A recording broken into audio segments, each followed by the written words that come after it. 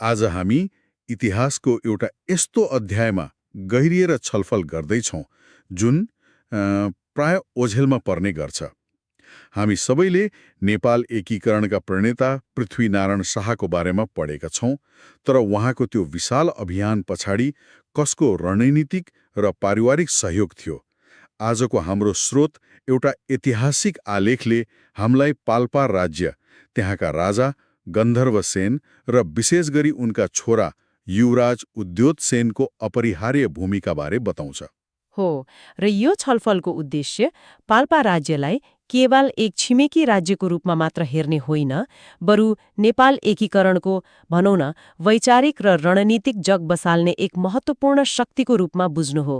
हामी हेर्नेछौँ कि कसरी गन्धर्वसेनको कुशल शासन र उद्योतसेनको कूटनीतिक सल्लाहले पृथ्वीनारायण शाहको अभियानलाई एउटा आकार दियो। ल, अब यसलाई विस्तारमा हेरौँ।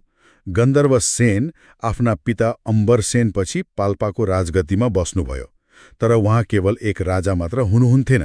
स्रोतले उहाँलाई अत्यन्त अनुभवी र दूरदर्शी भनेको छ। उहाँको शासनका केही पक्षहरू निकै रोचक छन्। पहिलो त उहाँको प्रशासन। उहाँले पाल्पा जस्तो त्यो भौगोलिक विविधता भएको राज्य, जसमा हिमाली, पहाडी र तराईका उर्वर भूमिहरू थिए, सबैलाई निकै कुशलतापूर्वक व्यवस्थापन गर्नुभयो। राज्यको सुरक्षा र जनताको सुख सुविधामा उहाँको विशेष ध्यान थियो। तर मलाई सबैभन्दा रोचक लागेको पक्ष त उहाँको न्याय प्रणाली हो। दरबारको चार पर्खालभित्र सीमित नभएर उहाँ हप्ताको एक पटक पाल्पाको टुण्डीखेलमा गएर सिधै जनताका पीर मर्का सुन्नुहुन्थ्यो रे, अनि त्यहीँको त्यही न्याय निसाफ दिनुहुन्थ्यो।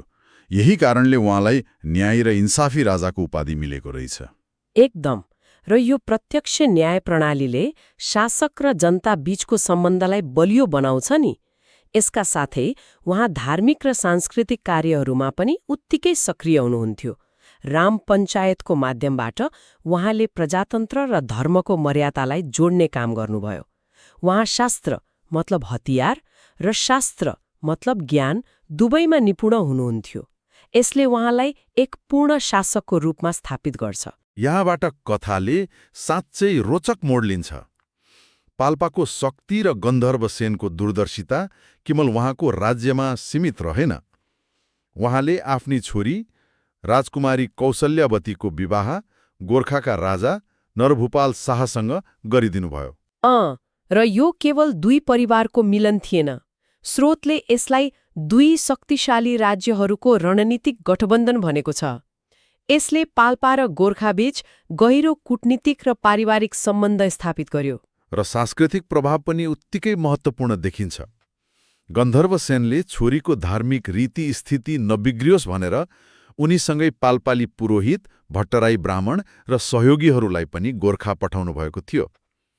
गोर्खा दरबारमा कौशल्यावतीको नित्य पूजापाठ तिनै पाल्पाली पुरोहितबाट सम्पन्न हुन्थ्यो।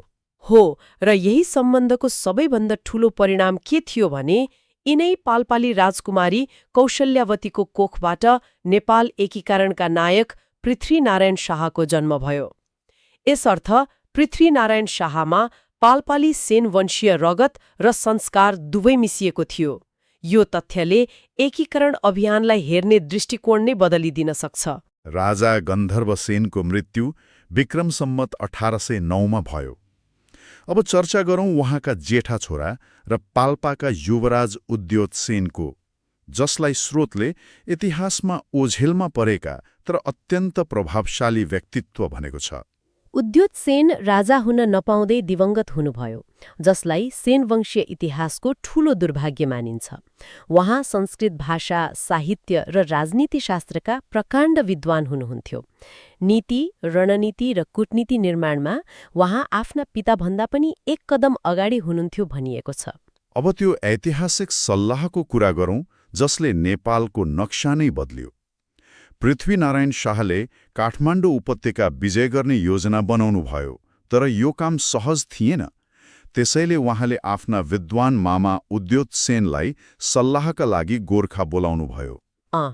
उद्योतसेन मुक्ति क्षेत्रको दर्शन गरेर फर्कने क्रममा गोर्खा पस्नु भएको थियो।